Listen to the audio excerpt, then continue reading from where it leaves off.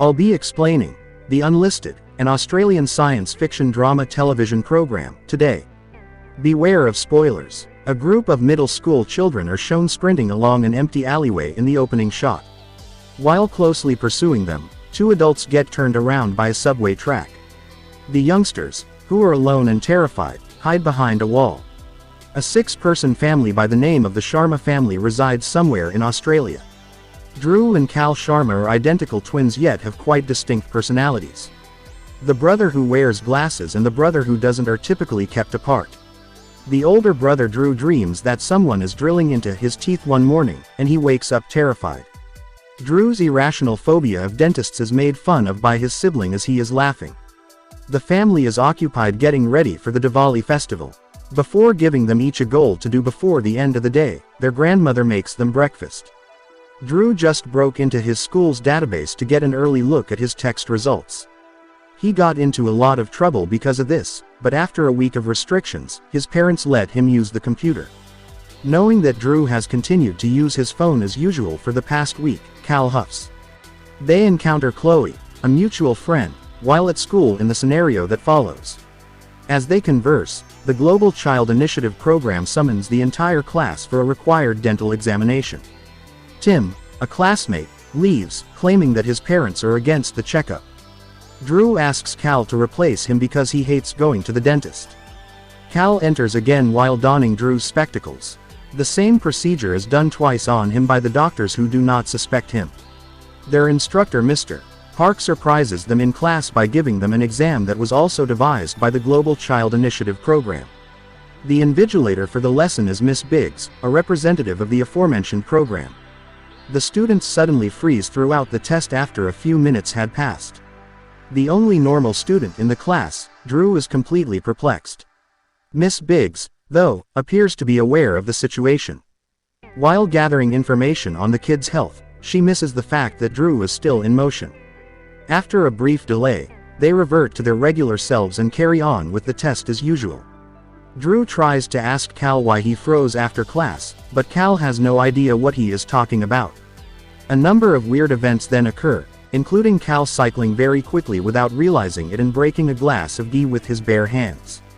Kal thinks Dhruv is being dramatic despite his repeated attempts to alert him to something being wrong. Tim approaches the brothers later as they are standing outside of a store. He is the same person who that day declined to have a dental exam. He cautions them to be cautious before fleeing and not to believe everything they hear. The twins decide to pursue Tim after spotting a black van tailing him. They finally lose them because they are unable to keep up with the car.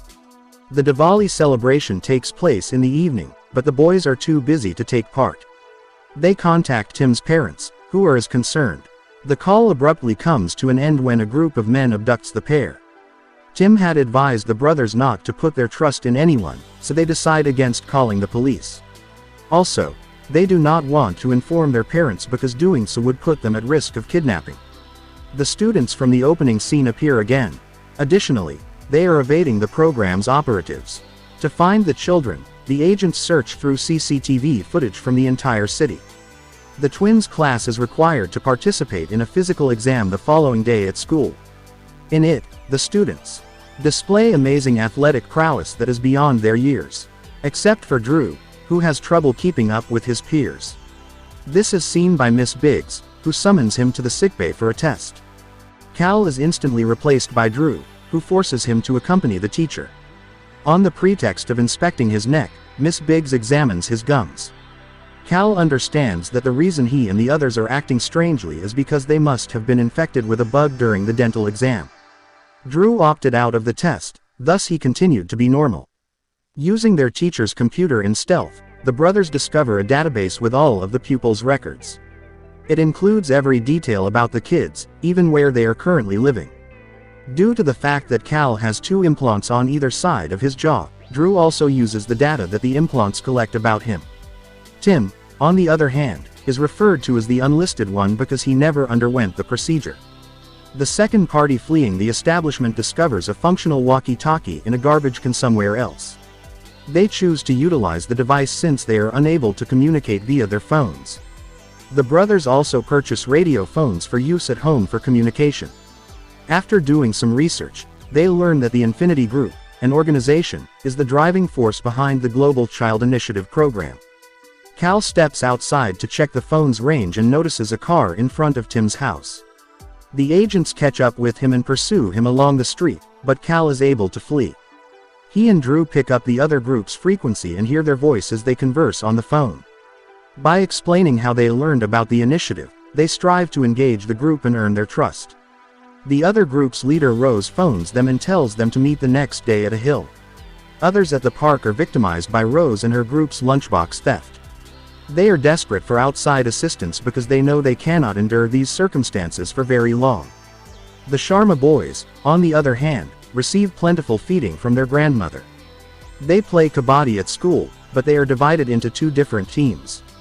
Cal's increased strength allows him to effortlessly wrestle the other team. However, this also makes the agents wary of him.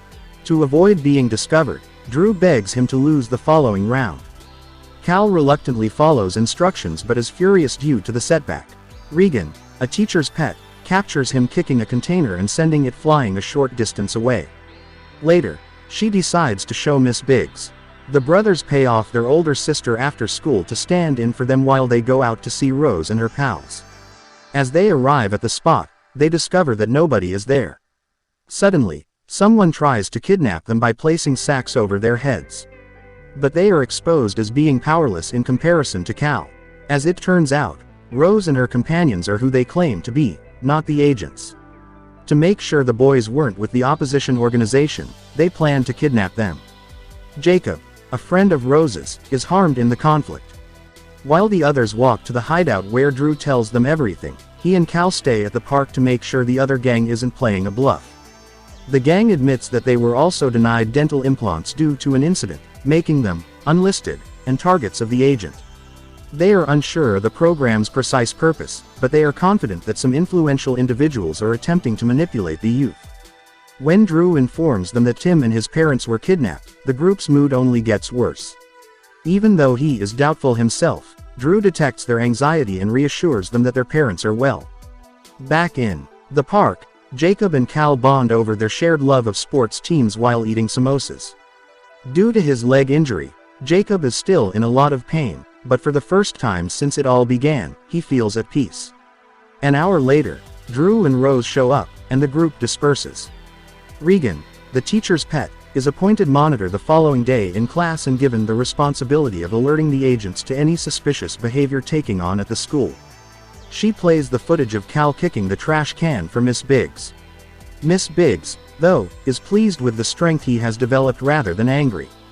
Another physical test is administered to the kids, but this time they are restrained by dental implants. To assess their coordination, Ms. Biggs makes students walk and turn in a particular way. Drew manages to conceal the fact that he is not being controlled by following the others. All of a sudden, things return to normal, and the people who were under control have no memory of what happened. Rose approaches the twins as they are returning home. They dash to the hiding place and discover that Jacob's wound has gotten worse. He has a fever as a result of the infection, which if left untreated will undoubtedly worsen. Drew and Cal visit their Aunt Maya's clinic to assist him. They intended to use her as cover while stealing some medications, but she noticed their odd conduct. They had no choice but to ask for her assistance after she calls them out on it. Nevertheless, they just inform her about the hurt child and not the Infinity Group. To be attacked by Rose and the others, the three of them travel to the hiding place.